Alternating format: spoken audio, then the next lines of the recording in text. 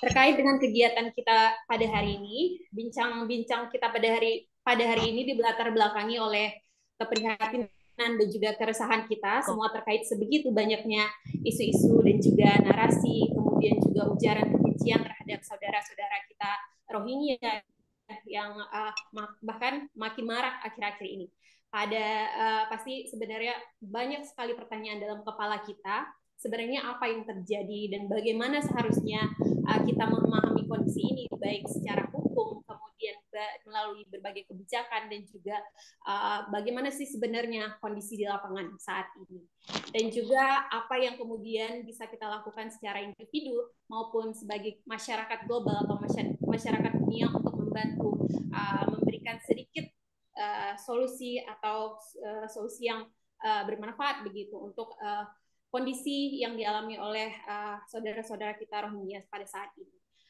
Sebelum kita masuk ke sesi para speaker, terlebih dahulu kita akan memulai sesi ini dengan mendengarkan sepatah dua patah kata sambutan dari Ketua Forum Taman Baca Masyarakat Aceh, yaitu Kakak Rahmiana Rahman, ya biasa disebut Kak Ami. Oke, baik, kepada Kak Ami kami persilakan. Bismillahirrahmanirrahim. Assalamualaikum warahmatullahi wabarakatuh.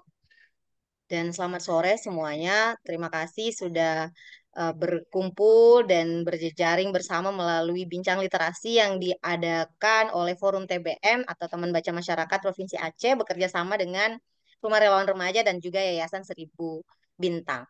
Nah, di dalam sesi bincang literasi ini kita akan melihat seberapa dalam sih sekarang pengetahuan kita sampai saat ini dari berbagai perspektif. Dari perspektif hukum yang akan disampaikan oleh Pak Bilal, lalu kemudian dari bagaimana pengalaman sesungguhnya Rohingya di Myanmar, lalu kemudian harus berpindah ke tempat lain hingga kemudian mendapatkan suaka yang akan disampaikan oleh Sister Yasmin. Lalu kemudian pengalaman-pengalaman di lapangan yang akan disampaikan oleh dua orang pegiat kemanusiaan yang memang bersentuhan langsung dengan pengungsi, ada Kak Mala dan juga Kak Agus, dan berbagai perspektif inilah yang semoga semakin memperdalam pengetahuan kita sehingga mampu menangkal berbagai narasi-narasi yang sentimental yang banyak sekarang terjadi ya. Terima kasih juga kami mengucapkan kepada para narasumber yang sudah hadir di ruang berbagi bersama ini serta teman-teman yang sudah berkumpul untuk membuka telinga dan juga menyuarakan kegelisahan yang ingin ditanyakan dari berbagai perspektif yang akan dikemukakan oleh narasumber. Juga semua yang terlibat di sini akan ada Kak Lulu dari Forum TBM Aceh yang akan menerjemahkan karena ada nanti Sister Yasmin akan berbicara dalam bahasa Inggris. Jadi terjemahannya bisa dilihat di chat box. Juga ada juru bahasa isyarat namun masih dalam perjalanan dan akan hadir dalam beberapa saat ke depan sehingga semoga apa yang dibagikan ini bisa sampai ke berbagai pihak gitu. Terima kasih banyak, semoga apa yang kita dapatkan hari ini bermanfaat untuk kita. Terima kasih. Baik, terima kasih banyak Kak Ani untuk sesi pembukanya. Untuk mempersingkat waktu ya, saat ini telah hadir bersama kita 4 narasumber seperti yang Kak Ani sampaikan tadi. Kemudian untuk para narasumber akan menyampaikan mungkin sharing atau materinya hanya 10 menit karena keterbatasan waktu. Harapannya nanti di sesi diskusi kita buka lebih banyak waktu. Nah, speaker pertama atau pemateri pertama sebaiknya kita langsung dengarkan dulu yang dari sisi Rohingya-nya langsung gitu ya. Telah hadir bersama kita dari Kanada yaitu ada Yasmin Ula. Sedikit saya bacakan tentang profil atau biografinya in English ya perhaps. Yasmin Ula is a Rohingya human rights. She is also an author and poet. She was born in northern Arakan state of Burma or Myanmar. She and her family fled to Thailand in 1995 when she was a child, and she remained a refugee until moving to Canada in 2011. So Yasmin is now founder and the executive director of the Rohingya Maya Finur Collaborative Network, which is a woman-led, Rohingya-led, and refugee-led organization working on Rohingya human rights issues. So actually, we have the right person today to talk about this issue. So without further ado, I think as we are going to welcome Kak Yasmin pula. Thank you so much. Assalamualaikum warahmatullahi wabarakatuh. Hello, everyone. It's nighttime, my time, but I think it's afternoon, so good afternoon. I'd like to kind of explain a little bit of my upbringing, just so that you understand that the reason why I can't speak Bahasa or Malay is because I was raised in Thailand. And so I'm slowly learning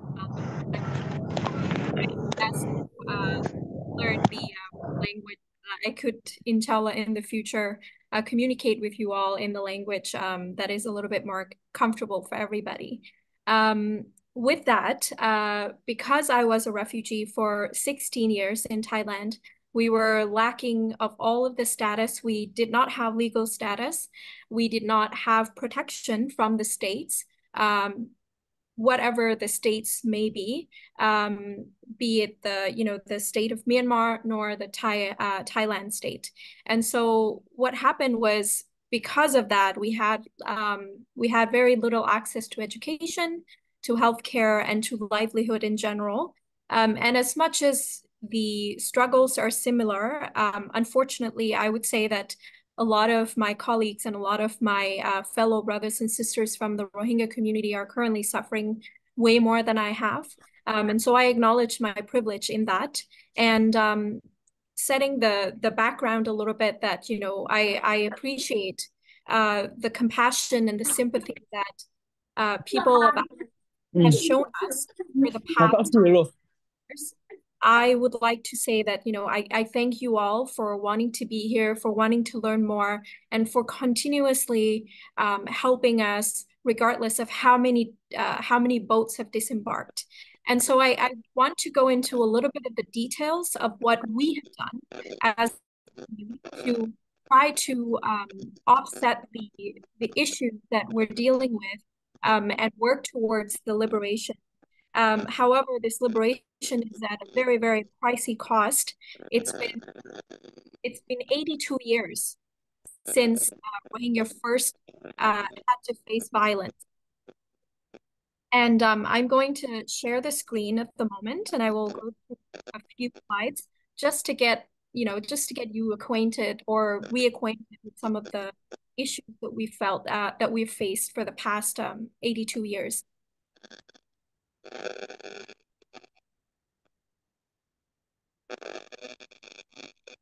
I hope you can all see the screen. So what has happened is we are currently, majority of the Rohingya have been displaced. More than 70% are outside of the country. Only 600,000 Rohingya are currently inside Burma, Myanmar, are currently in Arakan. And some of them are my family members. And so I still have people who are living all of these different factors that led to our genocide. And a bit of timeline that I think you should be aware of, just so you know how long this has been going on. A lot of times when we see the comparison between Rohingya and comparison between the Rohingya and the Palestinian, Nakba very specifically, the issue is that Rohingya have also faced sort of discrimination, violence, and cultural suppression for the past 82 years. Since 1942, there has been killings of Rohingya and intent of destroying Rohingya for the past few decades. And so 1942, there has been a lot of issues, that stem from the World War II and divide and conquer by British colonial army and the fascist Japanese soldiers. And then 1982, Rohingya have been stripped off of their citizenship because the citizenship then ties to the right to own land. And so the lands have been dispossessed further and further. And then the 1982 law has also created a barrier for Rohingya to be able to access, social services, healthcare, education, and any other things that could help us to be able to live and, be integrated into the society. And then, the violence keep continuing to happen. And I happened to leave from my country in 1995 at 3 years of age with my parents. But in the 90s and then, in the 70s, in the 90s, later on 2012, and then 2017, there were mass violence, rape, killings, burning down of houses, pushing people into concentration camps.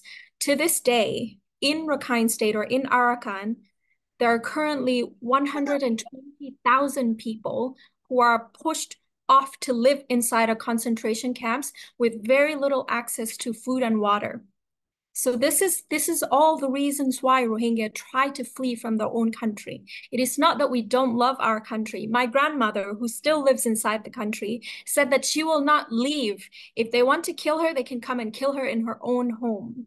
And I think you see that sentiment with the Palestinian as well. Everyone likes to be there in their own homes. If I could choose not to leave, I would, but I couldn't. It was not my choice. It was the government's choice. It was all of our collective failure to have prevented this from happening.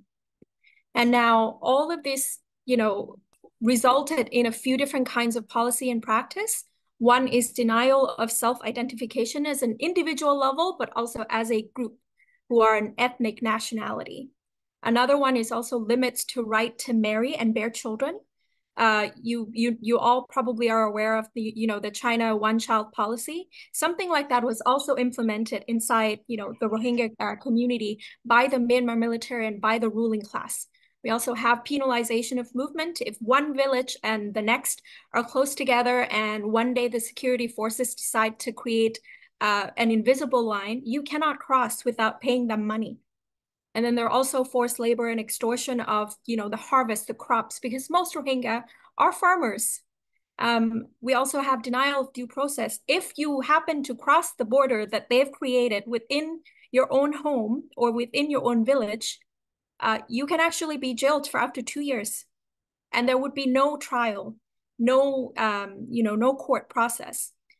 There's also segregation and denial of basic needs. So Rohingya children, if they make it to school, if they get through, whatever means possible, they get through to school, the teachers would decide not to teach them. So this is one thing that I want you to perhaps grasp. If it's nothing else, I hope you remember this. This is what General Min Aung Hlaing, who is currently appointed himself to become a prime minister after the coup in 2021. He said the Bengali problem, because they never call Rohingya Rohingya, because then it ties to the identity and ties to our ethnic nationality and ties to our belonging inside Burma, Myanmar.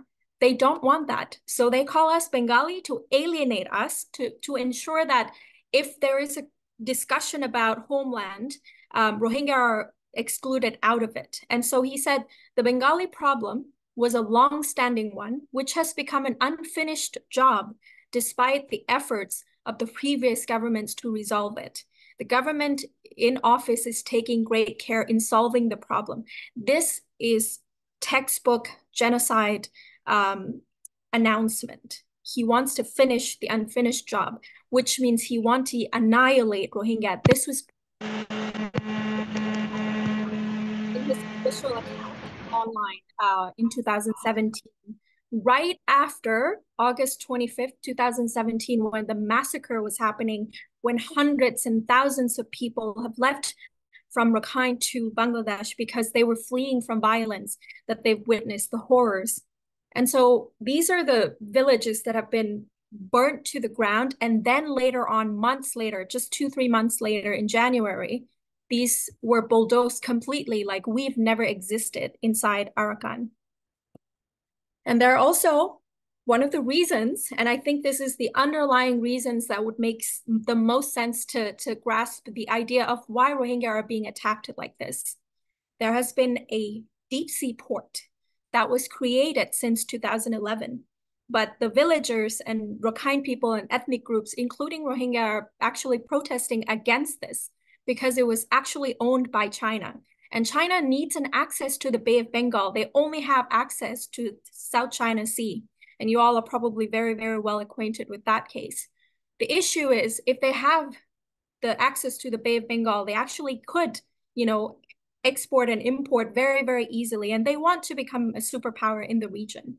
So Jogpyu Port was completed in 2018, right after the massacre of Rohingya, because they've cleared the land of the people who actually going to have any say around, the building of the deep sea port. And this have created a lot of disaster in terms of the environmental preservation.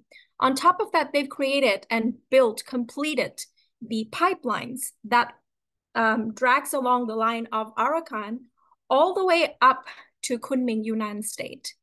This is all about economic incentives and profits over killing hundreds and thousands of people just so that they could gain, more wealth and more economic incentives. I'm going to skip over the massacre because I think you are already quite well aware of what happened in 2017. But this is a very important part of the overarching theme of what happened in the Rohingya case. Sexual and gender-based violence, especially rape, has been used to weaponize in order to strike fear in the community so that people who have left will never return. And that if people if people come back, women like Rajuma, whom you are seeing in the screen right now, would actually be identified in the split second because they've been branded.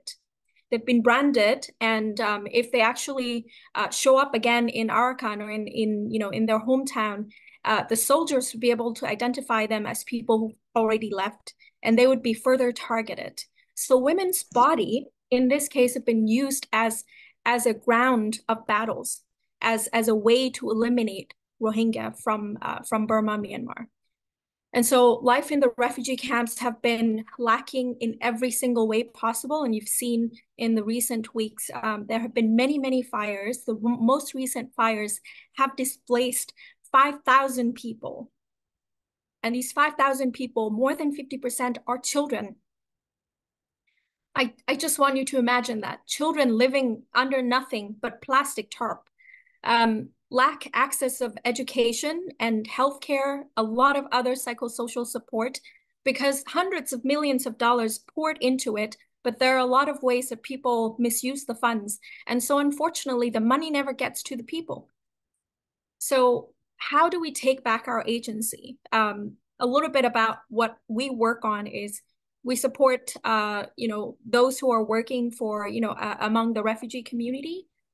We work on advocacy. We try to ensure that the international community understands the urgency of addressing the issue of the Rohingya, but also holding the Myanmar military junta accountable for what they've done to us, and continuously talking to various other groups in Burma, Myanmar to ensure that they also understand what kind of plight Rohingya have gone through for the past 82 years. We're also advocating for better infrastructures, for better resources to be paid. Yes, just one more second, please. I just need to finish. And so overall, path to liberation is not something that's easy for Rohingya. And you may have watched the ICJ session that the South Africa brought against Israel. There's also an ICJ case that started in 2019. The Gambia brought a case against the Myanmar military or against the Myanmar state. And this is the picture of us, being at the court. The other side of this is a picture of us doing a lot of testimonies in, various different parliaments and trying to ensure that people understand and people actually uphold the accountability. So on the Rohingya side of things, we're working very, very hard to try to ensure that the Rohingya, get the justice that they But we also need to understand that because we have such little support, it's so difficult for Rohingya to do this work alone. And we rely heavily on all of you to be our partners, to help us to get to a point where we can all go back home. And that is my wish. That is a collective wish of the Rohingya people. Thank you. Thank you very much for Yasmin Ula. It's a very well explained on what is really happening in the world right now about the Rohingya cases. So it's not a one-day struggle. It's been 80 years more than 80 years happening in it. So you can't say the Rohingya is uneducated. How could they become educated while they do not have access to the rights, to those basic rights actually. Well, thank you very much, Yasmin. We'll talk more maybe in the discussion session later on. But now we are going to the second speaker of today's session. So, baik, izinkan saya memperkenalkan speaker kedua kita pada hari ini, yaitu ada Bapak Bilal SHMH yang juga saat ini merupakan dosen pada Departemen Hukum Tata Negara Fakultas Hukum Universitas Padjadjaran. Beliau juga seorang peneliti pada Pusat Studi Kebijakan Negara di Fakultas Hukum Universitas Padjadjaran. Dan saat ini Bapak Bilal juga merupakan seorang PhD candidate di the Van Vollenhoven Institute of Law, Governance and Society, Leiden University di Belanda. Baik, seperti yang kita tahu ya, dari CV-nya Bapak Bilal, beliau memiliki banyak ketertarikan terutama di bidang kebijakan dan juga hukum, termasuk kewarganegaraan, HAM dan pengungsi. Seperti itu, dan juga telah mempublikasi berbagai jurnal dan tulisan terkait isu ini. Dan pada hari ini, Bapak Bilal Dewansyah akan menyampaikan materi dan sharing terkait pengungsi Rohingya dalam perspektif hukum. Baik, kepada Bapak Bilal, kami persilakan. Terima kasih, moderator Mbak Dian dan forum TBM Aceh yang telah mengundang saya. Terima kasih juga tadi Yasmin for sharing your story. I have also one questions later on about this after my presentations, and also dan juga buat para pembicara yang lainnya. Saya diminta untuk berbicara tentang perspektif hukum ya, tentang pengungsi Rohingya di Aceh. Saya juga sedang kebetulan sejak ketertarikan saya tadi sudah katakan mungkin soal pengungsi ini sejak krisis pengungsi yang pertama di Aceh waktu itu 2015 ya, yang mendorong saya melakukan ya penelitian tentang pengungsi di Indonesia bukan hanya di Aceh. Hingga saat ini saya sedang menyelesaikan disertasi tentang hukum suaka dan pengungsi di Indonesia ya dari perspektif sosiologis. Jadi mungkin ini sebagian dari riset saya untuk mendapatkan PhD di Leiden. Saya akan masuk ke slide pertama saya, mungkin bisa dibantu. Saya akan mulai masuk dari tanggung jawab, tanggung jawab Indonesia ya dari dasar hukum internasional gitu ya. Jadi selama ini sering dikatakan bahwa kita tidak punya tanggung jawab karena kita tidak meratifikasi konvensi status pengungsi yang di sini. Tapi ternyata kita punya banyak sekali keterkaitan dengan hukum internasional. Pertama, walaupun ini yang disebut dalam hukum sebagai soft law, jadi tidak mengikat secara hukum gitu ya. Kita sebagai anggota PBB Indonesia terikat dengan Deklarasi Universal Hak Asasi Manusia DUHAM 1948 yang salah satu pasalnya itu mengatur tentang hak atas suaka. Jadi ada statement dalam artikel 14, setiap orang berhak mencari dan mendapatkan suaka di negara lain untuk melindungi diri dari persekusi, ancaman persekusi, termasuk juga penyiksaan dan sebagainya gitu ya, yang mengancam kehidupannya gitu. Dan memang kita tidak meratifikasi konvensi pengungsi yang sebenarnya juga mengandung prinsip-prinsip yang tidak hanya ada dalam konvensi pengungsi ya, yang kita kenal sebagai non-reform principle, di mana ketika ada pencari suaka sudah ada di Indonesia gitu dan bermaksud untuk mencari suaka karena tidak mendapatkan perlindungan di Myanmar seperti Rohingya, maka tidak bisa kita mengembalikan mereka misalnya ke sumber tempat terjadinya persekusi itu, misalnya Myanmar atau Bangladesh. Mungkin nanti Yasmin bisa cerita ya tentang bagaimana kondisi di Bangladesh yang membuat mereka juga akhirnya pergi dari sana gitu. Yang saya dengar banyak sekali terjadi pengejaran dan sebagainya oleh geng-geng bersenjata di sana yang saling bertikai dan korbannya terutama anak-anak. Itu kenapa di Aceh yang saya lihat atau kita lihat bersama yang masuk banyak sekali adalah perempuan dan anak-anak gitu. Dan sana yang sangat ya tentu saja untuk dihadapkan dengan konflik bersenjata di sana ya sangat-sangat lemah gitu ya. Dan ya dengan non-reforman ini kita juga terikat bahwa kita tidak bisa menolak atau mengusir mereka seperti anggapan selama ini gitu ya. Dan statusnya ketika orang mencari suaka itu bukan karena dia perlu mendapatkan pengakuan dulu sebagai pengungsi begitu. Karena mencari suaka atau status pengungsi itu bukan status yang diberi negara, tapi karena kondisi yang mendorong mereka, ada kondisi persekusi dan sebagainya, yang kemudian membuat mereka mencari suaka, mengklaim bahwa mereka adalah pengungsi. Jadi status pengungsi itu kalaupun nanti akan ditetapkan misalnya oleh UNHCR, tapi bukan sesuatu yang diberikan oleh negara atau UNHCR, tapi karena fakta bahwa mereka memang terancam jiwanya. Nah, itu di konsensi status pengungsi yang kita tidak terikat gitu ya. Kita juga terikat sebagai anggota PBB dengan deklarasi tentang suaka teritorial. Ini lebih mengatur ke pembagian beban, burden sharing antar negara. Bagaimana ini juga dilihat sebagai bukan hanya tanggung jawab satu negara, tapi juga tanggung jawab banyak negara yang terlibat, tanggung jawab international community untuk menangani ini semua. Kita juga tidak terikat memang di protokol status pengungsi 1967. Ini protokol yang memperluas proteksi kepada pengungsi yang tadinya hanya untuk pengungsi di era Eropa pada Perang Dunia Kedua, kemudian bisa berlaku secara universal. Kita juga tidak meratifikasi ini.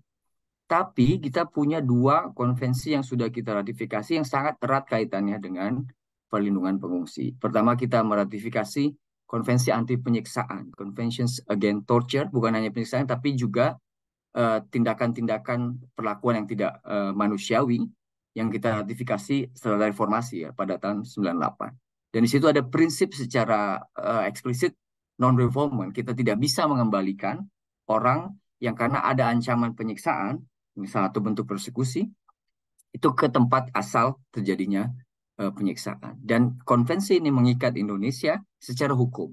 Jadi kita punya tanggung jawab ini kepada para pengungsi yang mencari suaka di Indonesia ya sudah ada di sini. Jadi kita tidak bisa mengembalikan, dan ini bukan hanya persoalan moral bahwa kita kasihan manusiawi, tapi ini tanggung jawab hukum kita yang mengikat.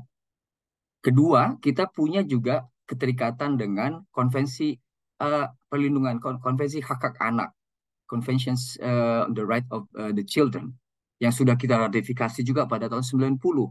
Di situ kita tidak melakukan penolakan atau reservasi terhadap konvensi tersebut. Di pasal 22 itu ada tanggung jawab terhadap pengungsi anak untuk diberikan akses terhadap hak asasi atau hak-hak dasar mereka, termasuk adalah misalnya soal pendidikan dan sebagainya. Jadi jauh lebih dari non-reformer, atau kita tidak menolak, tapi kita juga harus memfasilitasi mereka, anak-anak pengungsi, untuk bisa mendapatkan hak-hak dasar mereka, seperti itu. Next slide mungkin. Nah, ketika kita masuk ke dalam hukum nasional, ini yang sering jadi argumentasi orang yang banyak melihat bahwa kita tidak punya tanggung jawab, bahwa mereka adalah illegal imigran. Di sebelah kiri ada warna merah, kita punya undang-undang keimigrasian. Undang-undang ini betul mengatur migrasi yang sifatnya reguler gitu ya. Orang punya paspor, punya visa, datang ke Indonesia gitu dalam jalur normal gitu ya, dan sebagainya. Dan memang ada larangan, memang orang nggak bisa masuk kalau memang dia tidak punya dokumen dan sebagainya. Tapi khusus untuk Rohingya ini mereka masuk juga dalam keadaan darurat ya. Walaupun sebenarnya hak atas suaka itu juga bagi negara-negara yang sudah meratifikasi konvensi pengungsi misalnya itu sangat juga bisa dilakukan dalam moda yang bukan darurat ya. Dan saya pikir dengan adanya Perpres kita juga sebenarnya juga bisa mempertimbangkan gitu. Tapi polisi imigrasi sekarang ketika ada orang datang mencari suaka lewat eh, pesawat dan sebagainya itu seringkali ditolak gitu ya karena alasannya tidak darurat. Tapi untuk kedaruratan sendiri, undang-undang imigrasi sendiri dia punya ketentuan khusus gitu. Dalam keadaan darurat, pejabat imigrasi dapat memberikan tanda masuk intinya gitu ya. Walaupun memang harus di paspor. Tapi kalau dia tidak punya paspor kan intinya dalam keadaan darurat orang bisa masuk. Jadi dalam konteks undang-undang keimigrasian sekalipun, ya, walaupun mereka dianggap sebagai imigran irregular, saya lebih suka menggunakan istilah itu daripada istilah imigran gelap. Tapi dia diperbolehkan masuk. Tentu saja untuk sementara, kalau hanya dari perspektif undang-undang imigrasi. Tapi undang-undang ini juga mengatur adanya kewajiban pemerintah untuk melindungi korban penyelundupan manusia dan trafficking. Yang untuk Rohingya ini sangat kelihatan sekali, gitu ya. Jadi banyak isu yang mengatakan bahwa oh mereka membayar dan sebagainya smuggler. Ya jangan salahkan pengungsinya gitu. Mungkin kita bisa menyalahkan smugglernya gitu ya. Dan saya tidak yakin semuanya mereka bisa membayar sebanyak itu langsung gitu ya. Ada cerita juga bahwa mereka itu seperti di Ijon gitu. Bayarnya setelah mereka misalnya kan kebanyakan mereka akan ke Rohingya, nanti kemudian mereka ada yang kerja dan sebagainya, nanti dipotong dari situ dan sebagainya, atau sudah ada keluarganya di Malaysia. Jadi ini bukan membayangkan mereka punya fresh money gitu untuk diberikan kepada smuggler untuk menolong mereka. Mereka juga susah ya, terutama yang sekarang walaupun sudah ada di Bangladesh gitu. Dan bagi korban undang-undang imigrasi itu punya klausul khusus untuk melindungi mereka gitu sebagai korban perluan manusia dan suspected trafficking juga mungkin gitu ya.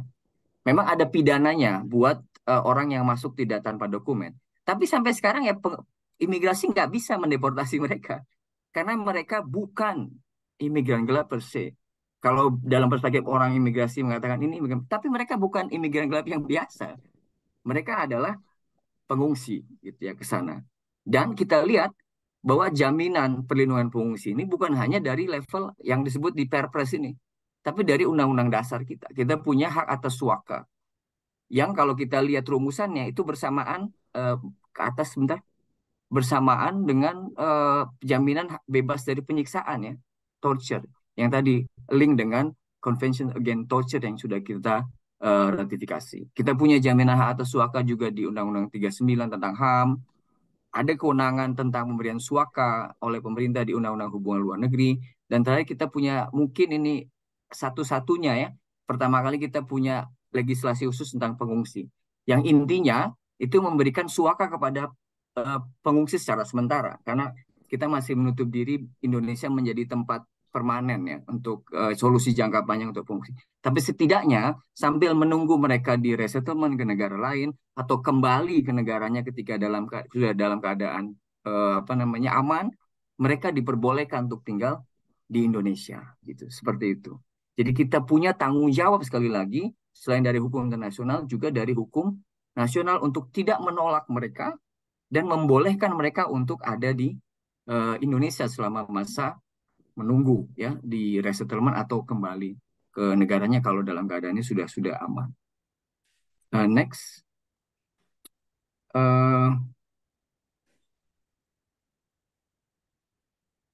jadi kalau kita bisa lihat dari perspektif terutama Perpres 125 tadi, ini yang sering dikatakan bahwa Rohingya bukan pengungsi gitu ya.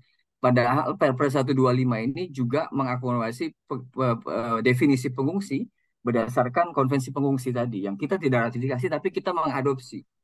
Intinya adalah kalau saya lihat ini ada dua kategori pengungsi gitu ya. Pertama secara substansi mereka adalah orang asing yang karena ketakutan yang beralasan akan persekusi mereka pergi dari negaranya gitu ya dan tidak menginginkan perlindungan dari negaranya dan ada di Indonesia gitu ya. Yang kedua adalah mereka bisa jadi sudah punya status sebagai pengungsi atau belum punya status. Pencari suaka dalam kategori Perpres 125 juga termasuk pengungsi. Jadi dalam Perpres 125 kita tidak lagi mengenal perbedaan antara pengungsi dan pencari suaka. Mereka yang mencari suaka itu sudah dianggap pengungsi. Dan ini sejalan dengan asas non-refoulement. Ketika mereka klaim di sini, apalagi dalam keadaan darurat, kita minimal mereka punya hak untuk tidak dikembalikan. Ada non-refoulement di situ yang mengikat kita gitu. Dan ini yang sering salah kaprah, bahwa pengungsi itu harus sudah punya kartu UNHCR. Nggak bisa. Sekarang kita punya regulasi yang mengatur mereka yang punya klaim pencari suaka, apalagi UNHCR itu sekarang punya mekanisme, saya pikir bukan hanya di Indonesia, tapi bagi negara-negara yang mereka sebut sebagai high presumptions of inclusions, jadi yang dalam pengalaman mereka itu hampir 100% atau 90% kalau dari negara tersebut, misalnya Myanmar itu ada pengungsi, nah Rohingya ini termasuk yang seperti itu. Jadi tidak perlu diburu-buru dilakukan RSD.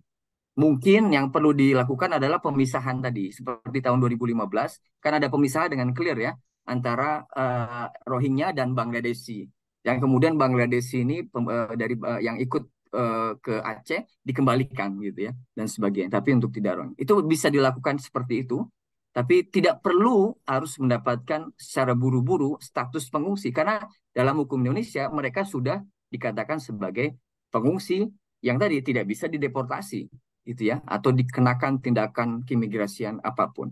Dulu pengungsi masih bisa didetensi atau ditaruh di rumah detensi atau di ruang detensi, misalnya kalau di Aceh tidak ada Rudenim ya, tapi adanya kantor imigrasi, di situ ada ruang detensi. Nah sekarang kebijakan imigrasi sendiri tidak akan menaruh mereka lagi di rumah detensi atau ruang detensi gitu. Jadi kalau di Aceh maaf ini Bapak, ya. Waktunya Satu kita lagi? terbatas. Satu Ya. lagi boleh. Oke. Ya. Oke, baik. Next.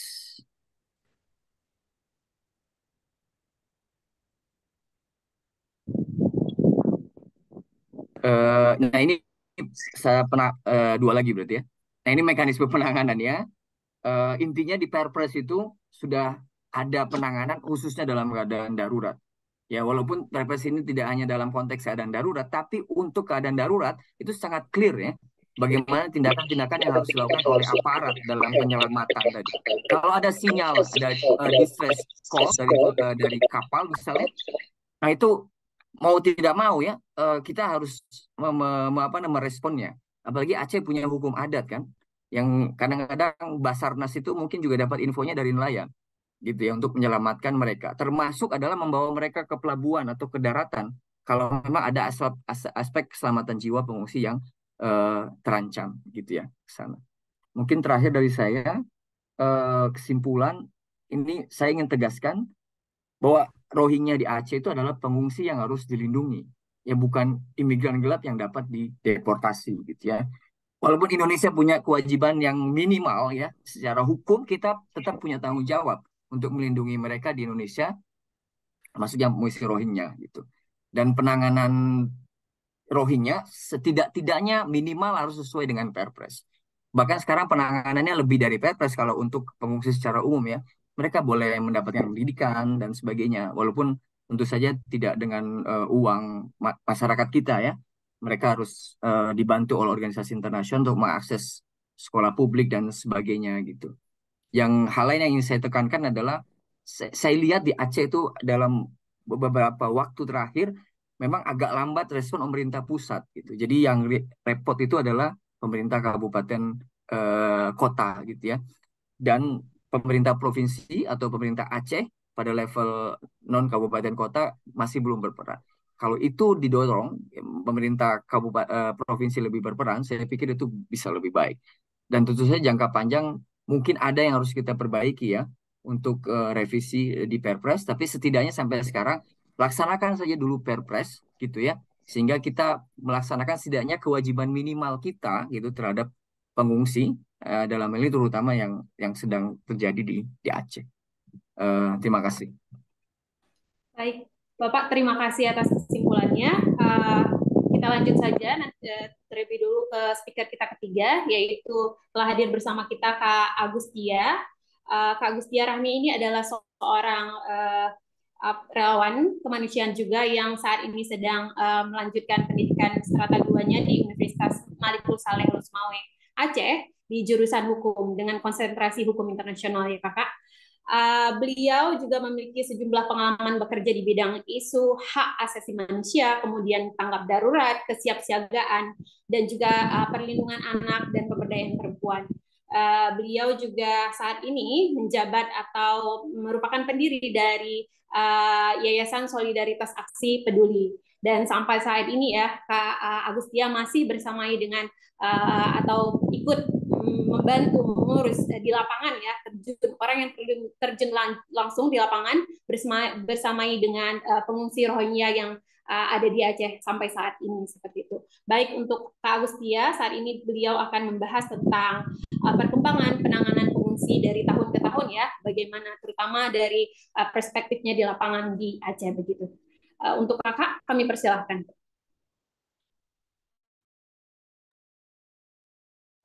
Suara saya terdengar jelas nggak?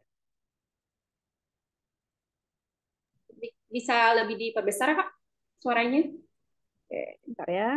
Nah, oke, aman? Oke, terima kasih kepada host yang sudah mempersilahkan saya. Terima kasih juga kepada narasumber sebelumnya, ada Yasmin dan Pak Bilal. Sungguh daging semua ya isinya yang sebelumnya itu. Assalamualaikum warahmatullahi wabarakatuh. Bismillahirrahmanirrahim. Perkenalkan, saya Agustia Rahmi, bisa dipanggil Agus saja, nggak apa-apa. Sebenarnya saya langsung aja kali ya, jadi nanti bisa biar waktunya nggak ini ya, nggak terpotong banyak. Nah, saya ingin mengawali pembicaraan diskusi kita hari ini dengan mengajak teman-teman untuk memahami satu hal, bahwasanya yang pertama sekali yang perlu kita pahami, kondisi dunia, terutama umat Muslim saat ini itu sedang tidak baik-baik saja. Krisis kemanusiaan itu bukan hal yang baru terjadi 1 atau 2 hari, bukan hal yang terjadi di bulan Januari tahun 2024 saja. Jadi sudah ada sejarah panjang soal krisis kemanusiaan ini. Dan ini bukan hanya menimpa 1-2 etnis saja. Kalau kita mau ngecek lagi data dari Global Population Planning Figures 2024, saat ini terdapat 130,8 juta orang-orang yang terpaksa mengungsi dan tidak memiliki kewarganegaraannya. Dan mereka semua itu berada di 133 negara dan ada di 508 lokasi. Artinya, yang terjadi di Aceh hari ini bukan hal yang baru. Dan ini merupakan, apa ya, kalau misal kita istilahkan, sesuatu yang memang sudah terjadi dan sedang terjadi, bukan karena keinginan orang-orang tersebut untuk pergi, tapi karena memang kondisi negaranya tidak memungkinkan mereka untuk tetap berada di negara mereka sendiri, karena mungkin satu dan lain hal, seperti yang Pak Bilal jelaskan barusan, entah karena nyawanya terancam, dipersekusi karena etnis, karena agama, karena budaya, dan segala macam, dan negara tidak bisa melindungi mereka. Akhirnya mereka tidak punya pilihan, hijrah. Dan proses mencari suaka ini sebenarnya juga bukan hanya terjadi dalam belasan tahun belakangan saja, bahkan Nabi juga dulu hijrah, ya kan? Kalau teman-teman mungkin baca sejarah Sirah Nabawiyah, kita juga bisa belajar dari sana. Panjang sekali proses itu. Nah, yang kedua, terminologi bahasa yang kita pakai untuk menyebut teman-teman Rohingya ini sebenarnya juga mempengaruhi pola pikir dan apa yang terjadi, informasi yang beredar di media sosial saat ini. Nah, saya sepakat dengan yang Pak Bilal sampaikan tadi, bahwasanya untuk Rohingya, etnis Rohingya ini khusus, mereka itu bukan imigran gelap, mereka bukan imigran ilegal, dan kebijakan-kebijakan yang ada baik internasional, nasional maupun lokal juga sudah jelas menyebut etnis Rohingya itu sebagai pengungsi, meski mungkin memang tidak perlu dilakukan proses erasi yang terburu-buru seperti yang Pak Bila sampaikan tadi. Nah, jadi kalau memang nanti di media masih ada statement ini adalah imigran ilegal, imigran gelap, mungkin teman-teman juga perlu mengecek lagi fakta dan data yang sudah tersedia di banyak sekali website yang resmi ya. Itu mungkin yang saya kan ingin mengawali dengan itu. Nah, kondisi teman-teman Rohingya yang datang ke Aceh hari ini juga sebenarnya bukan suatu hal yang baru, mengingat juga Aceh ini, kalau saya bilangnya gini, konsekuensi wilayah geografis. Jadi wilayah Aceh itu berbatasan sangat dekat ya, wilayah teritorialnya itu dengan Malaysia, Bangladesh, dengan Thailand gitu, dengan Australia. Jadi memang kalaupun mereka tidak sampai ke Aceh, mereka akan ke Thailand. Kalaupun mereka tidak ke Thailand, mereka ke Malaysia. Jadi pengulangan kedatangannya itu di situ-situ aja. Kalau tidak Thailand, Malaysia, Aceh. Thailand, Malaysia, Aceh. Jadi karena memang wilayah geografisnya seperti itu. Nah, nggak mungkin tiba-tiba etnis Rohingya itu ke South Sudan misal gitu. Karena memang wilayah geografisnya jauh. Nah, dan berbicara tentang perjalanan mereka menggunakan boat, itu juga karena memang tidak ada apa ya, tidak ada jalur lain yang mungkin lebih safe bagi mereka untuk melakukan perjalanan ini. Bahkan perjalanan laut ini juga sebenarnya sangat-sangat membahayakan, terutama mungkin bagi anak-anak, perempuan, lansia, dan juga ibu-ibu hamil gitu ya. Nah, mungkin juga teman-teman penasaran, kenapa ini kan mereka bisa pergi dan bayar.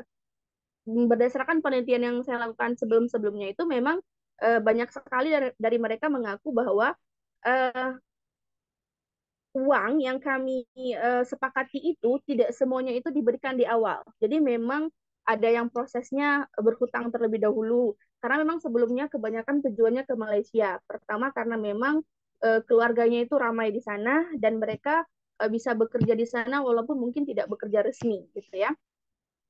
Dan hasil yang mereka dapatkan dari bekerja di sana itu dipotong, banyak sekali pemotongannya untuk sebagai jasa dalam tanda kutip membantu mereka untuk keluar dari Bangladesh, kira-kira seperti itu. Nah, jika kita berbicara tentang penanganan, sebenarnya kalau saya pribadi itu membaginya dalam tiga tiga tiga tiga apa ya, istilahnya tiga siklus lah kira-kira seperti itu. Dari 2009 ke 2014, kemudian 2015 ke 2021, dan 2022 hingga saat ini. Karena memang berdasarkan data yang saya dapatkan, mereka pertama sekali datang ke Aceh itu tahun sekitaran 2008-2009, apa namanya, di Pulau Sabang kalau saya tidak salah. Nah, pada saat itu mungkin penanganannya juga langsung diambil alih oleh organisasi-organisasi internasional dan langsung tidak terlalu apa ya, menyebabkan dalam tanda petik keributan yang luar biasa. Nah, di 2015 hingga 2021 itu menurut saya merupakan salah satu siklus yang memang sangat dan cukup sangat menarik bagi saya pribadi. Kenapa? Spirit dari lahirnya Perpres 125 itu juga ada kaitannya dengan kedatangan pengungsi Rohingya di tahun 2015 yang hampir 1000-an itu ya, di beberapa lokasi di Aceh. Yang kemudian ada juga di dalamnya beberapa warga Bangladesh yang kemudian dipisahkan dan dikembalikan ke negaranya. Jadi memang Aceh punya sejarah panjang terkait kebijakan-kebijakan yang lahir mengenai pengungsi itu sendiri. Jadi memang bukan baru kemarin sore, kira-kira seperti itu. Nah, di 2015 hingga 2021 yang menariknya adalah di situ koordinasi pemerintah berjalan cukup baik, kerjasama antar lembaga yang menangani juga cukup baik, dan kalau boleh kita melihat situasi sekarang, lembaga-lembaga yang hadir pada siklus 2015 hingga 2021 itu puluhan. Bahkan saya pribadi yang, oh ini ada ya lembaganya, oh ternyata ada gitu. Jadi ini dari mana, dari sini, dari mana, banyak sekali lembaga-lembaga yang kemudian kita membersamai penanganan pada tahun itu, dan memang apa ya, spiritnya itu begitu besar. Bahkan warga-warga itu berdatangan membantu setiap hari, membawa apapun yang mereka punya yang bisa mereka bagikan di berbagai lokasi pada saat itu. Dan sebenarnya persoalan mereka membayar, persoalan mereka datang apa namanya, trafficking segala macam, itu juga bukan hal yang baru, bukan kemarin. Dan saya yakin 2015, 2021 juga sudah banyak orang yang tahu. Cuman memang yang jadi persoalan, pertanyaan saya pribadi, kenapa baru hari ini kemudian itu dibesar-besarkan. Itulah kira-kira seperti itu. Banyak sekali penelitian-penelitian di 2015 hingga 2021 sudah menyebutkan persoalan proses journey mereka dari Bangladesh, dari Kutub Palong ke Malaysia, ke Thailand, ke Indonesia, ke Aceh bahkan, kira-kira seperti itu. Dan yang menariknya lagi adalah juga penanganan seperti sebelumnya di Langsa, di Aceh Utara, di Lok Sumawe, itu juga bahkan pemerintah membentuk satgas khusus. Satgas yang memang ada beberapa divisi-divisi yang menangani semua hal sesuai dengan yang dibutuhkan. Dan yang paling saya yang paling saya suka juga adalah salah satunya terbentuknya itu klaster camp management yang saat ini juga merupakan salah satu fokus tesis saya tentang global protection cluster.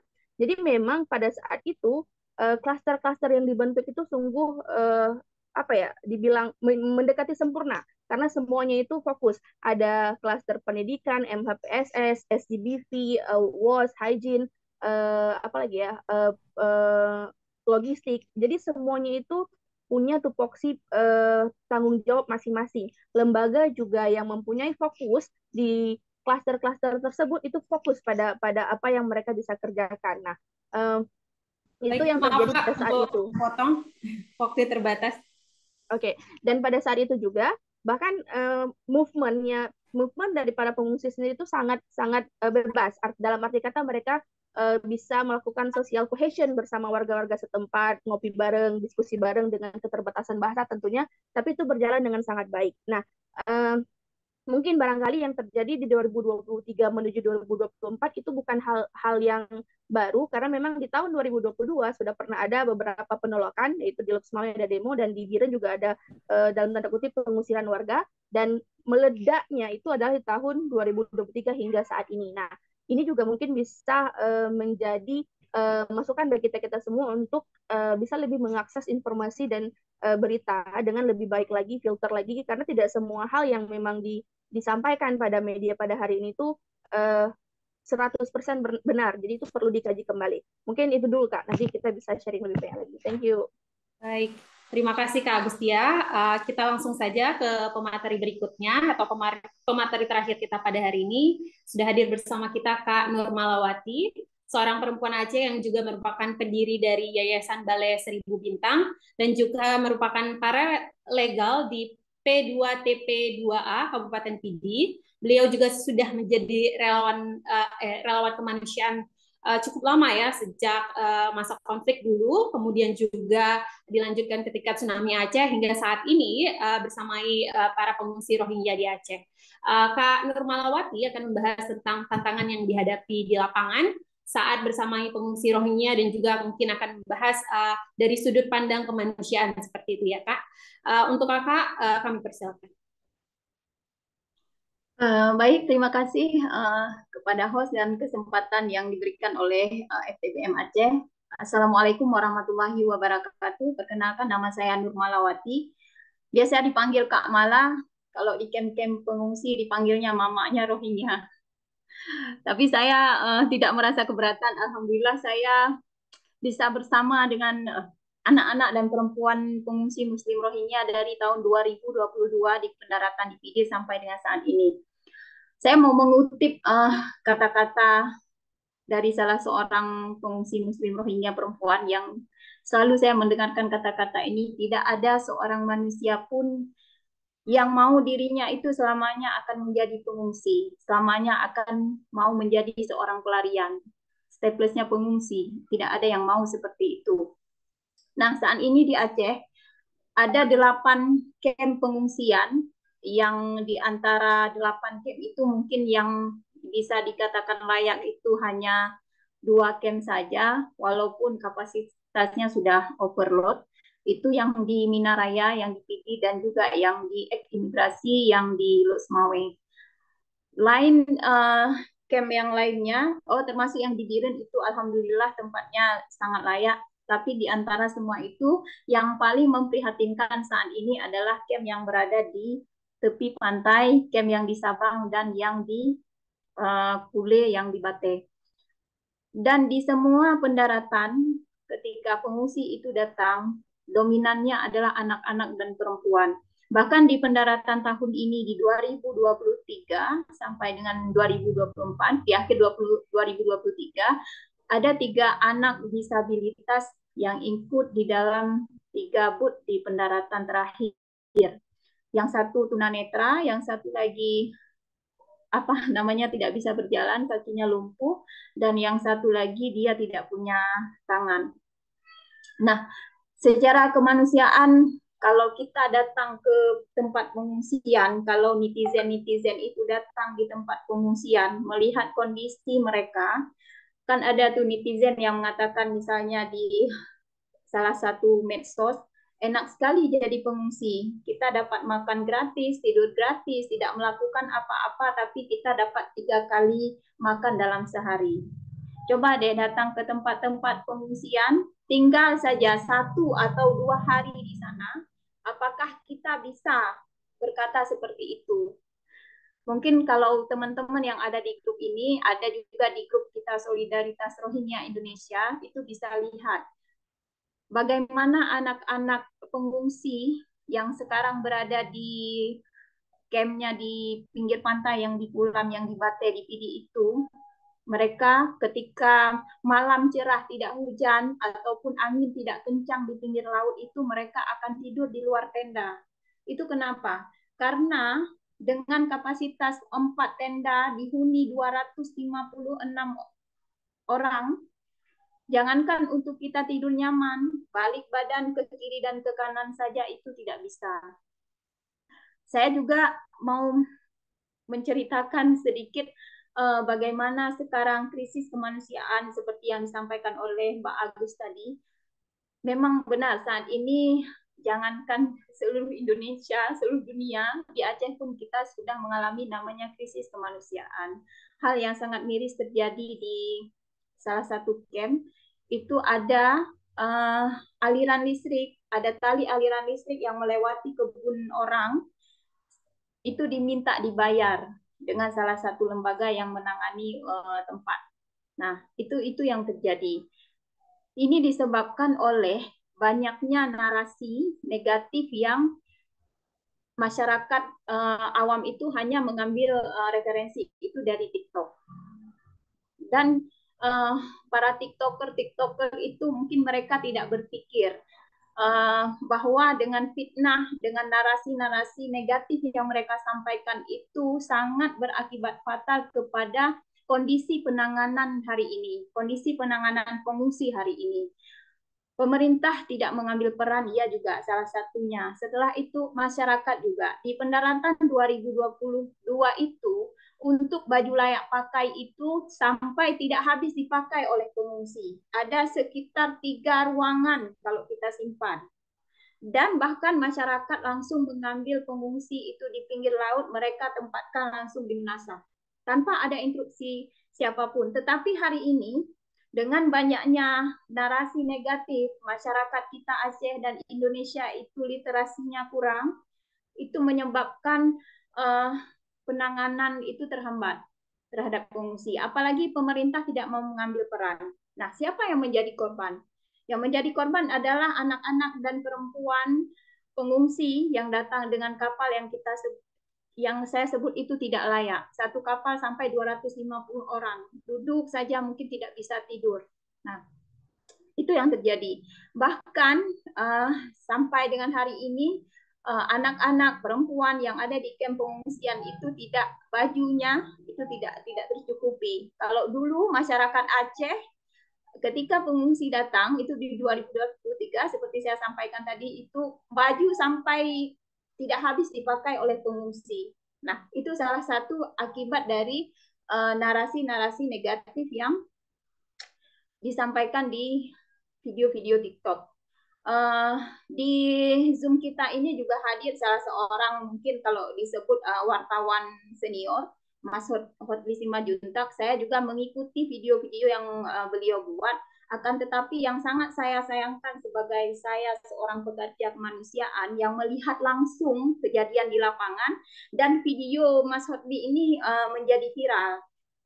Sampai berapa like atau viewers saya tidak melihat, saya juga tidak ngecek, tapi ini menjadi video yang sangat viral dan beribu kali dibagikan. Adalah katanya ketika pengungsi ini protes makan yang sedikit. Tetapi apakah kawan-kawan yang tidak di lapangan ini tahu apa sebenarnya yang terjadi dengan makanan pengungsi itu? Makanan pengungsi itu diproyekkan. Nah, jumlah uang yang diberikan oleh salah satu lembaga untuk dibelikan nasi ini tidak cukup. Nah, Saya yang hampir 2 tahun bersama pengungsi, saya tidak pernah mendengar bahasa yang kasar yang disampaikan oleh pengungsi Muslim Rohingya ketika mereka mengatakan masih lapar dan nasinya tidak cukup. Tetapi mereka mengatakan dengan bahasa yang sangat halus. Makanya saya tidak sepakat ketika ada narasi-narasi negatif yang mengatakan bahwa pengungsi Rohingya ini tidak tahu adab, tidak tahu sopan santun, tidak tahu terima kasih. Tahu bahasa seperti apa yang mereka sampaikan? Kak Mala, boleh tidak nasi ditambah sedikit? Anak-anak kami lapar, perempuan-perempuan kami lapar.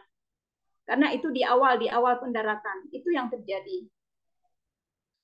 Jadi saya dengan beberapa kawan-kawan hanya sekarang bisa berdoa, ya Allah, bukakanlah pintu hati para penguasa agar mereka melihat pengungsi ini sebagai manusia. Dan saya selalu berdoa kepada Allah, ya Allah, sabarkanlah pengungsi Muslim Rohingya yang saat ini berada di Aceh, karena saya takut ketika semua pengungsi ini mengadu kepada Allah. Lagi. Oh, yang itu kan? Ya, bukan azab kepada orang-orang Aceh. Saya yakin itu akan terjadi karena mereka adalah orang-orang yang sangat teraniaya di muka bumi saat ini. Suku Rohingya adalah etnis yang sangat teraniaya saat ini di dunia ini. Nah, baik. Itu Terima yang kasih, Kak. Mungkin. Ya, itu saja mungkin yang mau saya sampaikan. Mungkin nanti ada orang yang mau bertanya dan lain sebagainya. Silahkan. Terima kasih. Assalamualaikum warahmatullahi wabarakatuh. Waalaikumsalam warahmatullahi wabarakatuh. Terima kasih Kak Mala juga atas kerja kerasnya selama ini bersama saudara-saudara kita pengungsi Rohingya ya. Jadi gara-gara narasi atau di postingan di TikTok yang hanya beberapa detik, contohnya seperti itu bisa merusak atau men-trigger masyarakat yang mungkin pada saat ini literasinya masih sangat kurang terkait dengan keberadaan pengungsi Rohingya yang ada di Aceh saat ini. Terima kasih Kakak atas sharingnya. Baik peserta semua, seperti yang kita janjikan, kalau kita sekarang masih punya waktu 24 menit, akan kita buka sesi pertanyaan. Para peserta boleh menuliskan pertanyaannya di kolom chat atau juga langsung raise hand ya, mengangkat tangannya sehingga bisa kita bacakan. Untuk lebih efektif, semoga pertanyaannya bisa dipersingkat seperti itu.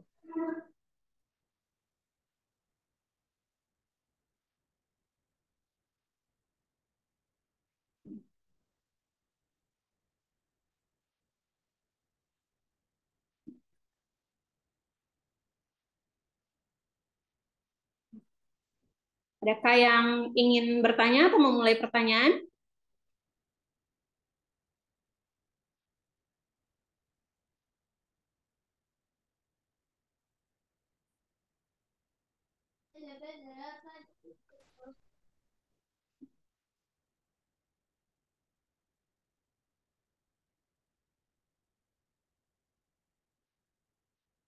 Sepertinya belum ada. Karena ini kalian dengan Arnab Resen. Oke, raise hand. Oh, oke, baik. Boleh langsung saja bertanya, Kakak? Assalamualaikum. Waalaikumsalam. Nama saya Zura dan saya seorang Rohingya. Saya ada menulis sedikit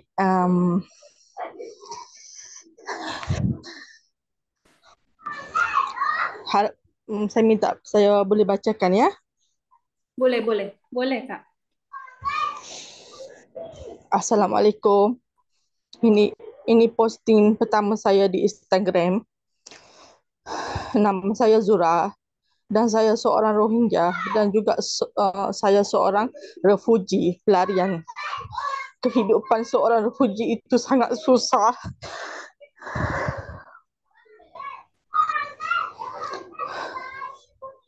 Kerana kita manusia, tiada negara di bumi Allah yang luas ini.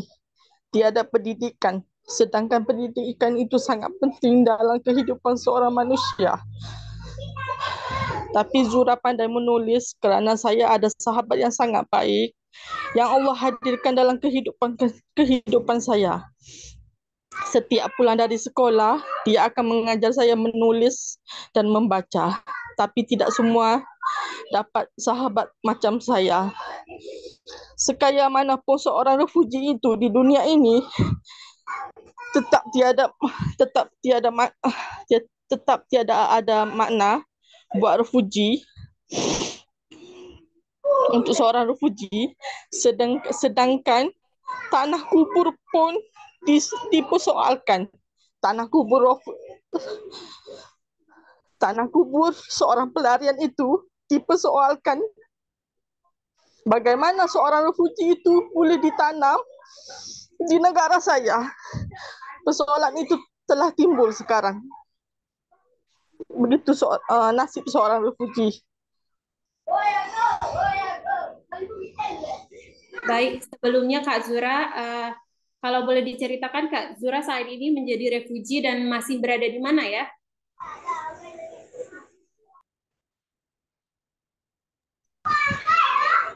Saya refuji di Malaysia dan saya telah menjalani sebagai seorang refuji selama 29 tahun.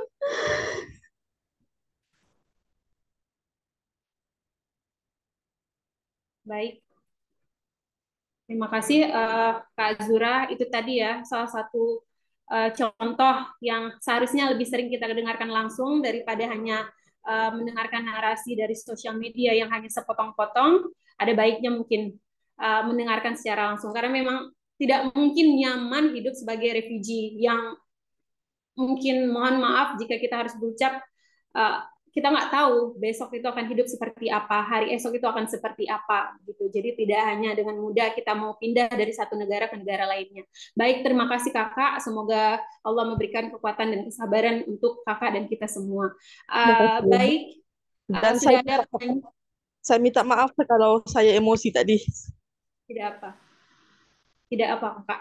Terima kasih. Baik, untuk selanjutnya sudah ada pertanyaan dari yang raise hand. Ini ada kita bisa langsung saja ke Zulkarnaini. Silahkan, boleh untuk pertanyaannya. Baik, Assalamualaikum warahmatullahi wabarakatuh. Perkenalkan nama saya Zulkarnaini. Saya emang orang Biren Aceh, asli Aceh. Saya ingin merespon, mungkin melihat apa yang disampaikan tadi Pak Ibu Nurmala, mungkin dari aktivis kemanusiaan ya, yang disampaikan emang Rohingya teraniaya. Kita sudah melihat ya, sudah berapa dekade ya Rohingya ini emang tujuannya ke Aceh gitu. Kalau kita lihat emang di segi sosial kita selaku umat Islam emang seperti yang disampaikan dalam hadis yaitu al-Islamu kal jasadu wahid. Emang kita harus sayang menyayangi, emang harus itu satu badan kita kan. Nah, karena ini masalah bukan masalah tingkat sosial lagi, tapi ini sudah forum internasional ya yang berbicara tentang masalah Rohingya ini. Makanya bukan rakyat Aceh itu kalau saya lihat bukan merespon dia tidak bagus, tetapi melihat masyarakat Aceh ini mungkin dia mengkritiknya kepada pemerintah. Bagaimana sih pemerintah mengambil kebijakan apakah itu pemerintah daerah ataupun pemerintah Indonesia itu, yaitu istilahnya Pak Jokowi yaitu selaku presiden. Bagaimana pemerintah itu mengambil kebijakan yang tegas terhadap ASEAN. Nah, terhadap ASEAN untuk menindaklanjuti ataupun menyeret Myanmar, pemerintah Myanmar bagaimana merespon Rohingya di daerah negara itu sendiri. Nah, saya ingin bertanya kepada Mbak Nurmala, bagaimana sih prinsip dari adanya UNHCR itu menanggapi Rohingya yang sudah berada di Aceh itu? Jangan di frame istilahnya masyarakat Aceh itu menolak Rohingya, nggak pernah ya, walaupun nanti dibalaskan oleh kan masyarakat Aceh sudah dibantu masa tsunami, kan itu emang internasional semua. Tapi saya lihat ini semakin berhari-hari bertahun itu nggak akan selesai ini masalah Rohingya. Mungkin itu, terima kasih. Assalamualaikum warahmatullahi wabarakatuh. Waalaikumsalam warahmatullahi wabarakatuh. Baik, mungkin untuk pertanyaannya itu bisa dijawab oleh Kak Nurmala, juga kemudian Pak Bilal bisa menambahkan seperti itu, atau siapa duluan yang ingin menjawab seperti itu? Ya, biar Kak Mala jawab ya. Boleh. Sebenarnya saya tidak punya kapasitas untuk menjawab ini karena yang ditanya itu UNHCR. Saya hanya pekerja kemanusiaan, saya juga bukan orang UNHCR. Cuma saya akan membantu memberikan informasi sebagaimana saya tahu. Untuk tempat dan lain sebagainya itu tidak ada kewenangan dari UNHCR. Itu jelas disebutkan dalam Perpres yang tadi disampaikan oleh Bapak Bilal ya, bahwa di pasal-pasal itu disebutkan tugasnya pemerintah daerah apa, tugasnya imigrasi apa, tugasnya TNI apa, tugasnya Polri apa, tugasnya Basarnas apa. Saya juga ingin mengklarifikasi bahwa yang saya tadi menyampaikan, dengan adanya narasi-narasi negatif membuat masyarakat Aceh kita ini kurang respon yang positifnya. Saya sampaikan tadi bahwa dulu baju layak pakai saja itu sampai tidak habis dipakai oleh pengungsi. Tetapi dengan banyaknya fitnah yang di TikTok dan lain sebagainya membuat masyarakat Aceh kita ini kurang respon. Apalagi pemerintah saat ini tidak datang mengambil peran dan tugasnya dan tupoksinya sebagai pemerintah.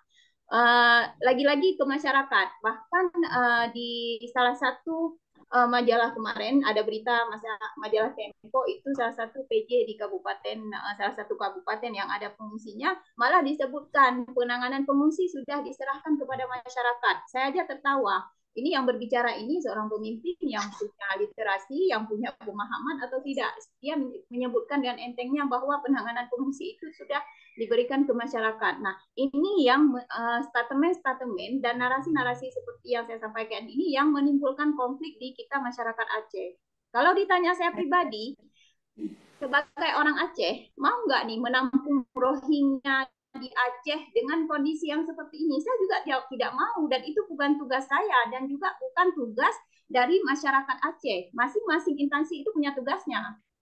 Pemerintah di mana pengungsi itu mendarat, apabila tidak ada rumah detensi imigrasi, itu jelas disebutkan dalam Perpres, tidak ada rumah detensi imigrasi untuk penempatan para pengungsi ini, maka imigrasi itu berkoordinasi dengan pemerintah kabupaten kota untuk penyediaan tempat penampungan sementara. Baik. Nah, timbul pertanyaan lagi, sampai kapan mereka di sini dan sampai kapan disebut sementara? Yang perlu kita pahami bahwa resettlement untuk negara ketiga itu tidak semudah membalikkan telapak tangan. Apalagi di Indonesia ini punya 12.000 pengungsi yang tidak hanya suku Rohingya. Suku Rohingya ini tidak punya sumber daya manusia. Mereka bukan dokter, mereka bukan orang yang ada kuliah dan lain sebagainya. Negara-negara yang menerima pengungsi ini juga memverifikasi ini. SDM-nya, mereka bisa dipakai di mana kalau diterima di negara ini. Baik, nah, kembali lagi, ayolah cerdas berliterasi. Itu judul kita hari ini, bincang literasi. Ayo cerdas berliterasi, mencari informasi dari situs-situs resmi. Jangan menjadikan referensi itu salah satu media sosial yang hanya narasi sepotong-sepotong tidak utuh. Demikian, terima kasih. Terima kasih Kak Nurmalawati. Boleh sedikit merespon, mungkin yang disampaikan Ibu Nurmala cukup bagus ya. Tetapi saya lihat di sini emang tidak akan selesai, emang pemerintah daerah harus mengambil kebijakan betul dan pemerintah pusat harus mengambil kebijakan betul. Itu kembali kepada leader. Tidak akan selesai. Palestina dengan Israel tidak akan selesai karena PBB-nya tidak ada kuat. Rohingya itu tidak akan selesai ketika pemimpin kita enggak ke leadernya. Itu terima kasih. Terima kasih Bapak Zulkarnaini atas pendapatnya ya Bapak. Sepertinya tadi dari Kak Nurmalawati dan juga dari presentasinya Bapak Bilal sudah cukup menjelaskan sebenarnya. Tapi sekarang mungkin kita bisa buka untuk satu penanya lagi ya. Sudah ada pertanyaan, saya bacakan di kolom chat. Itu yang ditujukan kepada Kak Yasmin, to Sister Yasmin. What is the questions? Okay. Hello, I'm Rifa from Aceh. I want to ask Kak Yasmin, what kind of political issue caused Myanmar's discriminations against the Rohingya ethnic group for the first time? Okay. Maybe Kak Yasmin can explain it in short and brief, I think. We'll try. Thank you. I think the important thing is to dissect the violence into three categories. And this is sociological theories. One is cultural, the other one is structural, and the last one is direct violence. So for the direct violence to be justified and for the entire the entire country and the entire world to be able to see and not react in the ways that we all should react to the murder of somebody is through cultural change and through structural change. So because in 1948, Burma, Myanmar has actually gained independence, the Burman, who are the majority within the country, have basically created the unification process and bringing on all the ethnic groups. We have over 150 ethnic groups. Rohingya were supposed to be one of them. But the reason that Rohingya did not continue to fight, at one point we had our own armed group who fought, against, colonization and fought against the Japanese who were trying to conquer the country. And the reason why was because the unification process included the Rohingya. So we were actually part of the building of the country. We were part of the committee of the unification process. But as soon as Burma has become a little bit more stable under the Prime Minister UNU, there was this sentiment of creating the appropriate citizen of Burma who needs to be Buddhist, who needs to be Burman. So other ethnic groups have basically become a peripheral, have become sort of, okay, like they could become citizens if they want to integrate. The issue is that Burma, Myanmar is so diverse. We have so many languages spoken, so many ethnic communities. The concept of having one correct identity would never have worked in the first place. So as of current, there is a new movement that's pushing for federalization of the entire country against the Myanmar military because people are becoming more aware that the model of ruling was not okay. And the thing that happened was that the Rohingya are sitting on a very, very prosperous area. Arakan is full of natural gas off the coast. There are a lot of forests and teaks, these very precious wood that that could be sold for a lot of money. There are also the areas is quite mountainous, and so some armed group and some drug traffickers use it to actually traffic different things, weapons, drugs. And so this has become an issue for us because we live in those areas. We've been there for the past centuries, dating back to the time that the British recorded the existence of the Rohingya. That was at the end of 16th century. So it's hundreds of years that we've been there. But why is it a problem now that we're in the country? It is all about economic incentives, the natural gas, the deep sea port, the pipelines that are being built. And so there is a need for the land to be dispossessed. So how are they going to justifiably do it if they don't alienate Rohingya and make sure that Rohingya no longer have citizenship or the right to own land? If Rohingya continue to have education, they'll be able to fight for themselves. So let's not give them, the educational access. So there has been 3 generations that have not gotten access to education. And this is why, we see people leave because they're desperate. It's not because people have a chance or a choice. And that's where I want to leave you at. Thank you. All right, thank you very much, Kak Jasmine, for the explanations. Untuk translasi dari ke bahasa Indonesianya sudah ditranslate oleh Lulu ya. Terima kasih Lulu. Baiklah, waktu kita sangat terbatas. Mungkin kita stop dulu untuk bertanya. Kita akan melanjutkan mungkin kita punya waktu 10 menit. Masing-masing dari speaker atau pemateri kita pada hari ini untuk menyampaikan closing remarks atau statements untuk kejadian Rohingya yang sedang kita hadapi pada saat ini, gitu. Dan juga kemudian menanggapi dari pertanyaan-pertanyaan yang ada di sesi hari ini. Boleh kita mulai dari Kak Agustia Rahmi? Makasih Kak Nadia. aja gitu ya, Kak. Ya. Oke.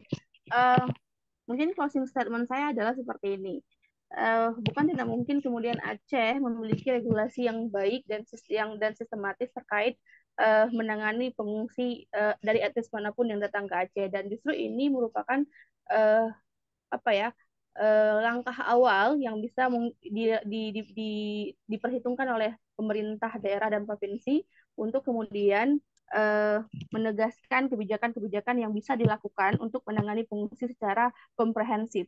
Jadi bukan tidak mungkin Aceh bisa belajar dari provinsi-provinsi lain seperti Medan, Makassar, Jakarta, Bogor dan sekitarnya yang telah duluan ya dalam hal menangani pengungsi dengan sistem yang lebih urban refugees lah istilahnya. Jadi tidak sistemnya ditempatkan di shelter yang seperti Kak Mala jelaskan, shelternya juga belum layak seperti itu. Jadi karena memang mereka itu tidak akan selamanya di Aceh, akan lebih baik jika memang kita fokus ke penanganan transit. Mungkin teman-teman juga nanti bisa coba baca bukunya Transit People dari N. Misbah, itu cukup menjelaskan dengan detail tentang bagaimana proses penanganan pengungsi yang ada di Indonesia.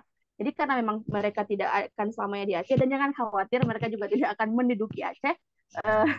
Jadi pemerintah mungkin bisa segera melakukan koordinasi baik ke pusat maupun ke ASEAN dan internasional, karena memang untuk urusan pengungsi internasional ini tidak bisa hanya diserahkan ke Provinsi Aceh saja. Ini adalah tanggung jawab bersama, tanggung jawab internasional, dan memang jika hanya diserahkan ke pemerintah Aceh saja, semuanya akan kelabakan seperti yang terjadi saat ini. Jadi memang saya pribadi berharap bahwasanya pemerintah pusat dan beserta dengan forum-forum internasional global itu memiliki sebuah tanggung jawab bersama dan bisa segera diagendakan lah, barangkali seperti itu, sama mungkin seperti yang sedang dilakukan terhadap Palestina. Karena bagi saya pribadi, Palestina, Rohingya, South Sudan itu sama saja, semuanya itu juga mengalami krisis kemanusiaan yang sama, meski mungkin temanya berbeda-beda. Jadi mungkin itu saja yang saya sampaikan untuk closing statement, dan teman-teman cerdaslah memilih bahan bacaan. Terima kasih. Assalamualaikum warahmatullahi wabarakatuh. Waalaikumsalam warahmatullahi wabarakatuh. Kita lanjut untuk Pak Bilal ya, untuk closing statement-nya Bapak. Juga bagaimana tadi ada satu yang menghambat pemerintah tadi. Pemerintah apa sih Pak yang menghambat pemerintah pusat itu? Mungkin itu bisa jadi closing statement-nya seperti itu Bapak. Ya, terima kasih. Jadi pertama saya ingin tegaskan kembali bahwa kita Indonesia sebagai negara punya tanggung jawab secara hukum ya untuk menangani mereka. Walaupun minimal, karena kita bukan negara beratifikasi konvensi pengungsi. Tapi bukan berarti kita tidak punya tanggung jawab hukum. Betul kita punya tanggung jawab kemanusiaan, Undang-Undang Dasar kita mengamanatkan sila kemanusiaan yang adil dan beradab, tapi bukan hanya itu. Itu satu. Kedua, saya rasa yang terjadi sekarang adalah biasanya gini, migrasi itu kan sangat dipengaruhi oleh seberapa besar intensitasnya. Kemarin-kemarin kita tidak mengalami yang seperti ini lagi setelah 2015. Jadi sepertinya kaget, kita nggak punya infrastruktur yang cukup kuat. Ada satu yang hilang, Australia memotong dananya besar sekali 2018 sebagainya, dan ini yang membuat misalnya untuk logistik dan sebagainya dan upaya yang mendukung pemerintah melakukan koordinasi juga berkurang gitu ya. Sehingga saya lihat pemerintah agak gelagapan lagi karena ketiadaan infrastruktur. Seperti itu. Tapi kita punya amanat juga yang harus kita laksanakan. Jadi mau tidak mau dengan apapun yang terjadi, karena sampai saat ini setidaknya untuk bantuan logis dan sebagainya, itu pemerintah tidak mengucurkan dana secara langsung kepada etnis Rohingya. Saya punya catatan, Anda bisa lihat, teman-teman bisa lihat di laporan kinerjanya Kemenpol Hukam Deputi 5, itu hanya kurang dari 1 miliar untuk penanganan pengungsi, tapi bukan untuk pengungsi langsung, tapi untuk berapa ratus juta gitu ya, untuk operasional mereka melakukan rapat, kunjungan dan sebagainya gitu. Jadi tidak ada yang langsung diberikan kepada, dan semua yang diberikan kepada mereka untuk camp bantuan kemanusiaan itu berasal dari organisasi internasional, donasi masyarakat Aceh juga, lembaga-lembaga filantropi. Jadi tidak membebani, sampai sekarang tidak membebani uang publik seperti itu gitu. Dan UNHCR punya tugas untuk melakukan registrasi kepada mereka dan sebagainya, dan kemudian menyalurkan mereka ke negara ketiga yang tidak bisa mereka kontrol sendiri. Jadi sangat tergantung kepada negara ketiganya yang memberikan kuotanya seberapa besar, dan saat ini sangat rendah sekali. Tapi Indonesia kembali lagi kemarin Bu Retno Menlu kita menegaskan kembali komitmen kita untuk melindungi pengungsi gitu, termasuk pengungsi Rohingya dalam Global Refugee Forum kemarin di Geneva, Swiss ya, baru bulan lalu gitu. Jadi mari sama-sama menurut saya ya, kita tanggapi pengungsi Rohingya ini ya sama seperti banyakkan pengungsi pada umumnya gitu. Rohingya juga, Afghanistan juga sama juga gitu. Dan ya minimal kita tidak memblokade bantuan kemanusiaan kepada mereka. Yang saya sangat sesalkan, yang saya lihat mungkin Agustia, Bu Nurmala, banyak sekarang aksi-aksi untuk memblokade bantuan kemanusiaan gitu kepada mereka gitu. Dan ini yang menghambat dan membuat juga citra kita buruk ya di dunia internasional gitu. Apalagi sampai kemarin ada mahasiswa yang terlibat menolak. Gesekan itu selalu ada antara pendatang dan tuan rumah gitu. Tapi jangan sampai ini diperparah gitu, karena pemerintah tidak segera untuk melakukan tindakan yang preventif untuk mencegah itu gitu. Jadi saya juga mengharapkan lebih kepada pemerintah supaya memberikan pemahaman kepada masyarakat gitu. Saya lihat ada aparat misalnya keamanan yang melihat ada penolakan, tapi saya nggak tahu kenapa tidak melakukan sesuatu gitu untuk melakukan sosialisasi dan sebagainya, bahwa mereka adalah orang yang harus dilindungi dan kita sebagai tuan rumah dengan seminimal mungkin kemampuan kita ya welcome kepada mereka gitu secara kemanusiaan, dan betul meminta kepada pemerintah untuk lebih aktif. Ya ke depan kalau memang ada waktu yang cukup, kita harus melihat kembali regulasi pengungsi kita ya, seperti ketiadaan peran provinsi gitu di Perpres 125 itu juga membingungkan mungkin ya untuk pemerintah Aceh ya pada level provinsi untuk melakukan tindakan itu gitu. Dan jangan sampai ini menjadi lempar tanggung jawab antar kabupaten kota gitu. Karena ketidakjelasan tanggung jawab ini gitu ke sana. Jadi saya harapkan seperti itu, dan kalau ada inisiasi dari pemerintah Aceh untuk membuat regulasi di level provinsi, saya sangat senang sekali ya. Sekedar informasi, Makassar pernah coba melakukan itu tapi gagal. Bogor punya peraturan bupati tentang itu ya, walaupun nuansanya agak negatif, tapi saya pikir untuk yang positif seperti di Aceh itu bisa juga dikeluarkan sesuai dengan kewenangan pemerintah Aceh ya, pada level provinsi terutama. Terima kasih. Baik, terima kasih Bapak Bilal. Kita lanjut ke Kak Nurmalawati sebelum Kak Yasmin. Boleh Kakak closing statement-nya? Singkat begitu Kakak ya. Terima kasih. Saya hanya mau mengajak kita bersama-sama, ayo kembali melihat bagaimana keteladanan Rasulullah SAW dalam misi kemanusiaannya. Kalau kita semua adalah umat Nabi Muhammad, ayo kembali ke apa yang dilakukan oleh Rasulullah SAW. Dan jangan terus menebarkan fitnah, karena fitnah itu juga akan kembali kepada diri kita.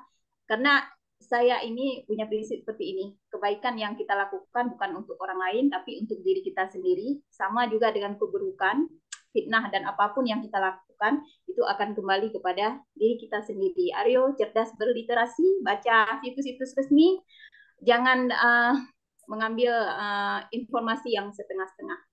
Assalamualaikum warahmatullahi wabarakatuh. Waalaikumsalam warahmatullahi wabarakatuh. All right. Last but not least, we have Kak Yasminullah here. Do you mind having us some closing statements, Kak? Yeah. Thank you.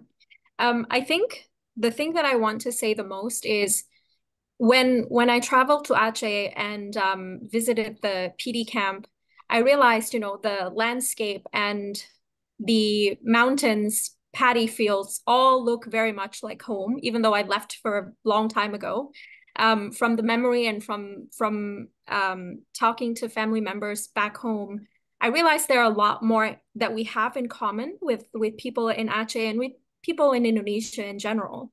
And I realized that I think we need to actually work towards social cohesion than anything else.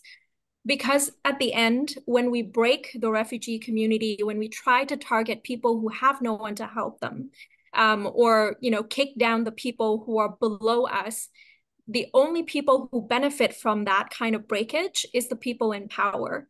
And so we need to realize that we shouldn't be used as a tool by those in power to sway an election campaign or move towards a more right-wing and a more hateful society. And so I hope that we can work towards that social cohesion piece together. At the end, Rohingya don't want to become anyone's burden. We are in need of help right now because it's been years, decades of violence and oppression and discrimination. And you know what? The kind of rhetoric that the netizens are using in Indonesia are not something that is new. It has been used in Malaysia, it has been used in Bangladesh, and it was used in 2017 and 2011 and 12 in Burma, Myanmar. It was used in the same ways to actually create violence and ensure that Rohingya have no place to go. And so I think we're all better than that. I really, really hope that one day, we can work towards a more cohesive, peaceful society together. And myself and my organization and people that I work with are committed to helping, the Rohingya, but also create a better understanding and social harmony in general. If we can ever help you, your organization or the people that are in need in any way, we also want to do that. And so we're not going to just focus on our community and be saved alone. We want this to be a peaceful, sustainable liberation for all. Thank you. Baik, terima kasih banyak. Itu tadi closing statement dari keempat para narasumber kita yang telah berhadir pada hari ini. Saya ingatkan kembali di kolom chat ada registrasi untuk kehadiran. Mohon bantuannya untuk teman-teman mengisi form registrasi tersebut. Baiklah, kita sudah sampai di penghujung acara. Semoga dari pemateri kita tadi ada dari Bapak Bilal, seorang praktisi dan juga akademisi yang melakukan banyak research kajian di bidang pengungsi, juga kewarganegaraan dan HAM. Kemudian kita juga punya relawan kemanusiaan yang memang terjun langsung di lapangan bersamai para pengungsi di Aceh saat ini. Kemudian juga kita punya Kak Yasmin Ulah selaku Rohingya yang bersyukur, beliau juga merasa bersyukur sekali telah mendapatkan suaka sehingga saat ini berada di Kanada melanjutkan hidupnya. So I think that's all to wrap up our discussions today. Terima kasih banyak untuk semua pemateri dan juga semua peserta yang telah hadir, dan juga kepada tim yang telah melaksanakan kegiatan hari ini. Terima kasih banyak. Assalamualaikum warahmatullahi wabarakatuh. Waalaikumsalam warahmatullahi wabarakatuh.